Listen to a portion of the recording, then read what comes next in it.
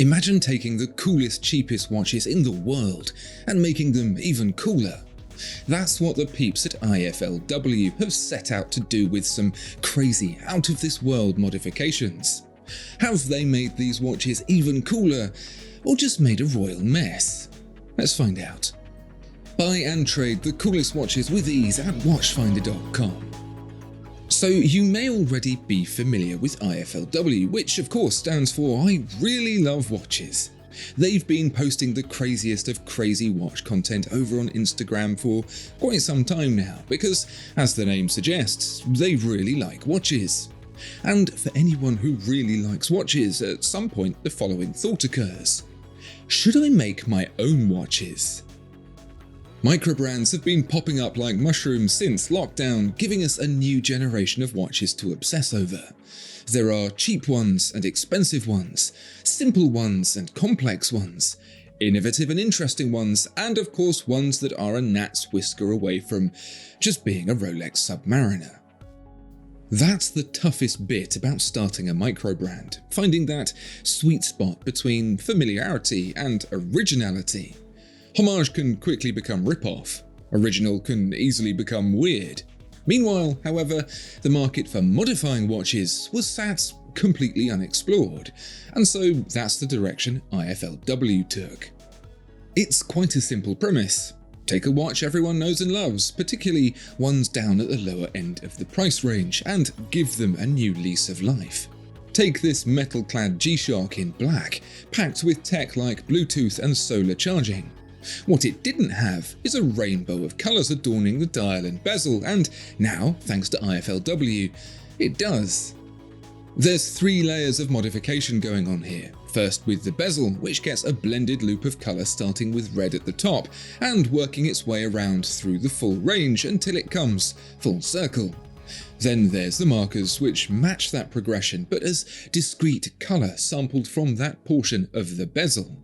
And then there's the dial, which offers up a galaxy of stars in every single colour you can think of, hence this particular watch's name, the Black Metal Galaxy.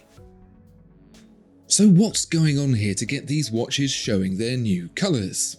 It's not a brand collaboration if that's what you're thinking. IFLW have to source these watches, usually in small batches, and from there they modify them themselves. Unlike one of those cheap car body repair centres, the watches are deconstructed first before painting, with each part attended to by hand. Okay, so it's not exactly the Mona Lisa, but if you find yourself with a spare G-Shock and an afternoon to kill, have a go yourself. The blended colours and pointillism style dial are surprisingly tedious to do. Not every watch gets the full treatment, such as the Midnight Sky concept, which starts life as a quartz Tissot PRX in 35mm. I asked about the automatic 35mm, and this demonstrates the difficulty in making these watches. IFLW can't work on those until they can get enough of them to produce a batch.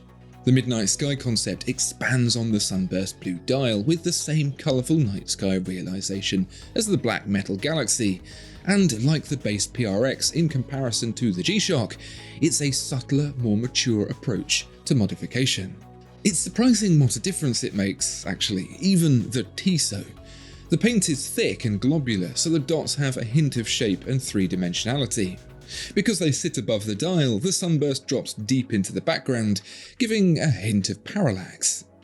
If you just described to someone a watch with a bunch of colourful dots painted on it, it would sound properly naff, but it actually really works.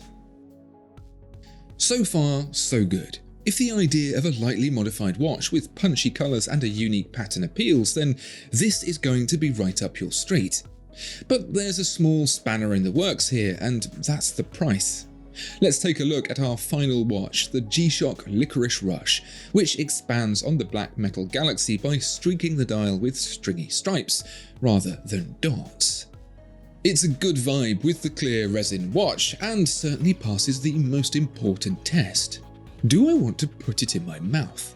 Not only do I want to do that, I also want to bite into it because it looks like it would be delicious. The base cost of one of these G-Shocks before modification is about £100. The cost of the Licorice Rush is £519. I asked IFLW about this, and I was told that that's simply the downside of sourcing, dismantling, painting and rebuilding watches in batches of a few hundred at a time. Because yes, these watches simply can't be produced in enormous quantities, even if they could get hold of more donor watches, and so the margin needed to make it worthwhile goes up. Similarly, the PRX has an original price of £320, which goes up to £990 for the IFLW. The Metal G-Shock's £500 goes up to £1,249. Whether you consider that worthwhile is entirely up to you. It certainly wouldn't be the first instance of modified hand-painted items inside and outside the watch industry, commanding a strong premium. Ultimately, assuming these IFL watches float your boat with their bright colours and appetizing patterns, you're probably wondering if something like this is right for you. Watch modification is incredibly rare, what with the industry being almost alarmingly litigious, and as such, it's never really caught on in the way it has in the automotive scene, so I can imagine their hesitance. As nothing mechanical has been modified with these watches, there should be no difficulty in having them serviced by the manufacturer in the case of the Tissot and Oris watches IFLW modify. Casio, of course, is generally easier to replace batteries if and when needed yourself. You get a 2-year warranty as well for a bit of extra peace of mind. So really, if you want one, it comes down to the cost, and that's a question only you can answer. It's a lot cheaper to buy a standard version of the watch, but equally these offer a wildly different experience that just simply can't be achieved without going the IFLW route. If you're the kind of person who owns a pair of customized sneakers, then this will probably be for you. Likewise, I'm sure there will be a whole bunch of people who couldn't think of anything worse, and for them I think it's worth remembering something important. Choice and variety is what makes everything and anything interesting. Music, cinema, books, fashion, hobbies, whatever it is, if it were all the same, it would make for a pretty miserable dystopia. So I'm incredibly glad that these watches exist to give some colour and variety to the space. They may not be cheap, but they're definitely not boring. And I can't be the only one that thinks this way, because pretty much every IFLW collection is immediately sold out. What do you think of IFLW's colourfully modified watches? Super fresh or super stale? Let me know down in the comments below. Please like and subscribe as well, and if you're looking to buy or trade a watch, visit watchfinder.com.